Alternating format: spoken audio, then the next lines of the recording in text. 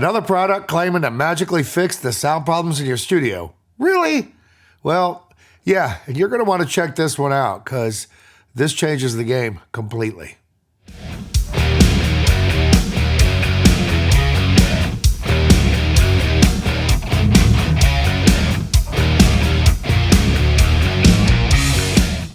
Hi, I'm Steve. Thanks for tuning in and welcome to my studio. Now, there are a lot more exciting topics to talk about than room correction software. And to be honest, before IK Multimedia released Arc Studio, I had no plans on going there. So why am I going there? Well, because if it lives up to its claims and its potential, then Arc Studio promises to literally change the game of affordable room correction. Now, we've all seen those ads online. Products that promise to take your mixes from lame to amazing just by installing their software. The most prominent one I can think of is Sonarworks. And full disclosure, I've been a Sonarworks user for years, and it's had a huge impact on my mixes. I'm totally satisfied with the results it achieves. Recently, however, I've switched to using Apollo interfaces from Universal Audio. One of the main draws, for me at least, with Apollo interfaces is tracking through their Unison plugins, basically monitoring with extremely low latency while you're recording through the plugins. True direct monitoring. Kind of think of it as the next best thing to recording through the actual hardware, and it works great. With this change in my workflow comes one negative effect though.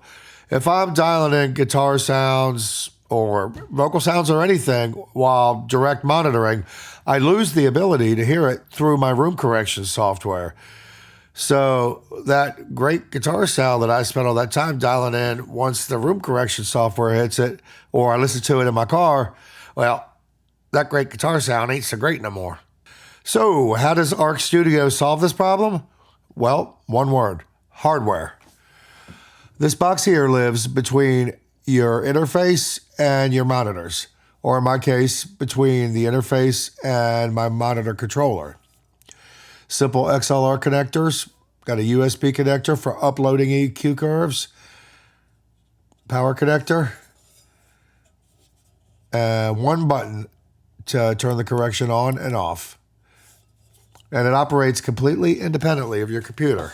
So that means you don't have to remember to put a plug-in on your tube bus, or you don't have to run system-wide software that eats up valuable CPU cycles. So in my scenario, whether I'm direct monitoring or not, everything I'm hearing is coming through this EQ curve, and I'm hearing everything as I need to. I can't emphasize what a game changer this is for me. So how does Arc work? Well, it's a fairly simple process. Arc Studio comes with this calibrated measurement mic, and by listening to this mic at various spots around your listening area, Arc is able to construct kind of a model of the acoustics of your room and create a customized EQ curve to correct what you're hearing from your system. So let's fire up the software. I'll show you what I mean. Okay, so this is the Arc Analysis app. This is the screen you see when you first launch it. It tells you a little bit about it. Click Next here. And here it asks you which microphone you're using. These two, I believe, are from earlier versions of Arc. The Arc MEMS mic model is the one you should choose. That's the one, that's this one here that comes with Arc Studio. You click Next. Here you'll select your interface, which output channels the signal goes to, and your sample rate. Here, again, you check your input device, which channel the microphone is hooked up to, and your buffer size. Now, if you see these green lights down here, that's this mic. And this shows you what kind of a signal it's getting. If you click Next, you have a few options here. And it's basically asking what type of space you're measuring.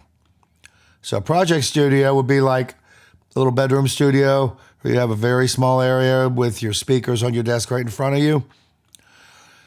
Now this is for a little bit larger of an area, say a larger home studio or even a recording studio. And again, this denotes pretty much your listening area. Now, if you choose studio wide area, that would be like if you have a producer sitting next to you, then you would want to correct so that it sounds good on that whole area. If you got a couch behind you like a lot of studios do for your clients, then this would give you correction both at your listening position and at the rear of the room. Now, I haven't tested this, so I don't know how well it works, but it's kind of cool that they included it. And of course, if you're using this to correct the sound in your home theater, there you go. Now, for my uses, I chose studio monitor spot because that's what I got.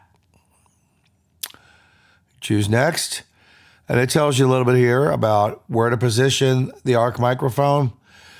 Initially, you want to put it on a stand, and you want to place it in your listening position, very close to your ear, at ear level, obviously. And you want the mic to be roughly an equilateral triangle to your monitors. So you choose next. And now here, basically, you hit play test, and again, you have the meters here that show you your input signal. You want to be between these lines. Optimally, you'd want to be at this light right here. So you just basically click play test, and it will play a sound through your monitors that the mic picks up, and then it will tell you how your mic level is. So this is what the test sounds like.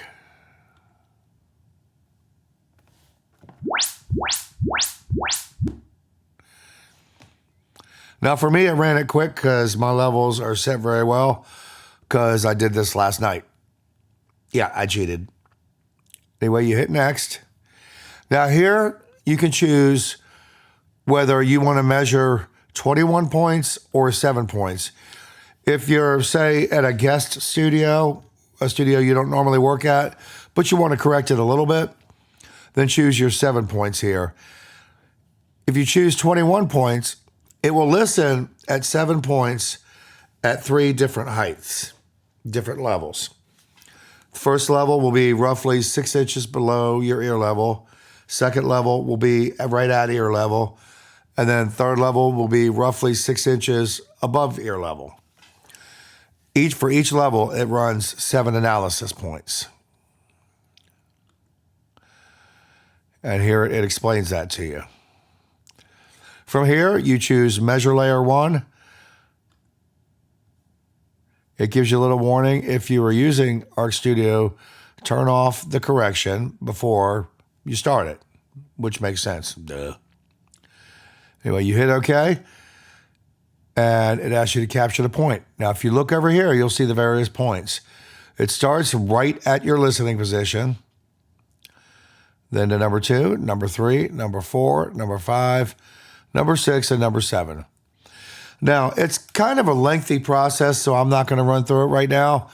Well, if you choose 21 points, then it's a lengthy process. Now, once it's listened to all 21 or 7 points, it creates your corrective EQ curve. Now, once you've taken all 7 or 21 measurements, you can close the analysis app. And Arc will create a custom corrective EQ curve. And it does it instantly. There's no sitting around waiting for it. Now, from there, you'll load the Arc 4 app. Got that up here. And I'll walk you through the different areas of this. I'll start at the bottom. Now, this list is where you will load your EQ curve. When it saves the curve, you get a chance to name it. You put little speaker icons on it. But this is where you select that curve. Now here, you've got various targets. You can set up the default curve, a totally flat curve, what they call the standard control room curve, lively room 2, control room contour, Dolby Atmos target, warm tilt, and a bright tilt. And you have several custom slots here. Now, I'm not going to go through what all of these are. They are included in the manual for the software. So check it out and see which one of these meets your needs. Now, if you know me, you know, obviously I'm on a custom curve. And to customize it, what I did, you go to Edit up here in the top left. And here, you've got a few different little nodes where you can adjust the curve. But down here, this will determine the frequency range that the room correction software will affect. Now, I have brought the low end barrier down to 50 or up to 50 hertz because the curve was kind of killing my super lows. I've got a couple subwoofers back there, and I like some heavy low end in my mix to make sure that I get those ultra lows right. So I brought that up to 50 hertz. So you can see how my curve is here. Gently boosted there. I've brought it down just a touch in the low mids. And the rest of it's sort of flat, and then it kind of drifts off here at the top end, so it's not quite so harsh. These knobs here also control the range. Now, if you look at your EQ, you see all these different colors. The green is your EQ curves before the software. So this is what the measurement mic picked up. Turn those off. The orange and less orange are after the corrective EQ. And of course, the white is your target. So turn that back on. Now, if you come down here to correction type, this is basically a smoothing control. So if you choose broad, this will show you have some sweeper or some wider sweeping changes here. If you go to sharp, it's a little bit smoother there. I generally am keeping things in the default, though I may change it up the road. I just installed it yesterday, so who knows? Now over here, your correction button. This turns your correction on and off, and it also operates the correction button on the device itself. So if you're listening like this, then you're hearing with no correction. If you're listening like that, then you're hearing it with correction. And right here, you have your trim control where you can basically set the volume. I've got mine dropped back a little bit for a couple reasons. First off, this curve, because I'm adding bass, it does add a few dB to the sound. Also, it was showing as clipping on this meter, although coming out of my interface, it wasn't showing as clipping. So I don't really know what that's all about, but I dropped it just a little bit to keep it close to unity. Now over here, you can of course save. You can also reset so all your changes are erased. And when you're done, you hit this up here. This will send it to the Arc Studio box. If you hit reload, if you've made any changes, say I go to sharp and I bring this up to 62 hertz or wherever it is. If I hit reload, you'll see those reset. It will go back to what is stored on the box. So if you do a bunch of stuff and you mess it up, just make sure you don't hit storage, just hit reload, and you'll go back to what you had on the box. Now over here, you've got a couple of phase options. You have natural phase and linear phase. Now, as I understand it from the manual, linear phase is for scenarios where the monitors may be out extra wide or just slightly out of phase with each other. This will help to correct that. Natural is what the manual recommends. You leave it on most of the time. So that's where I got it. And last but not least, up here, you have post and pre. This just shows what the metering is going to show you after the correction or before the correction. I would love to show you the effects of this corrective EQing. And I did try recording some audio coming from my studio monitors with a couple of condenser mics sitting right here. However, when I played that audio back, it came out kind of sounding like a bad bootleg of a concert. So it really wasn't anything usable. It just sounded like crap. So hopefully you'll trust me when I tell you that the corrective EQ curves that ARC creates really are a huge improvement. So there it is. Now I'm really impressed with the corrective EQ curve that ARC creates. It's easily on par with some other options that are out there. And to do it in an external box at an extremely affordable price, I mean, I think I paid $300 for this thing. Man, for me, that's a huge game changer. You should definitely check it out. I'm always looking for ideas for new videos, so if there's anything you'd like me to talk about, shoot me a message or let me know in the comments below. And if you haven't already, please hit that like button. It really does help to let YouTube know to spread my videos. Thanks for watching. I'll see you next time.